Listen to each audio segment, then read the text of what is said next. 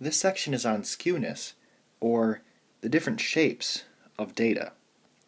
So if data is symmetric, a line can be drawn down the middle of the graph, and the two halves are mirror images. And when this happens, the mean, median, and mode are equal. When a graph is skewed to the right, the tail of the graph extends to the right.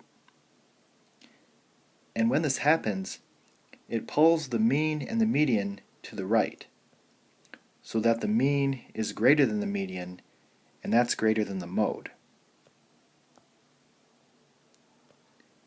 If a graph is skewed to the left, the tail of the graph extends to the left, and that's going to pull the mean and the median to the left. So the mean will be less than the median, and that will be less than the mode. And lastly, in a uniform distribution, all entries have equal frequency.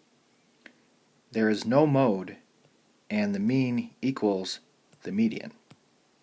Determine if the following are symmetric, skewed right, or skewed left. So on number 1, the tail is extending to the left, so this would be skewed left. On number 2, this is symmetric. And then on number 3, the tail of the graph is extending to the right, so this would be skewed right.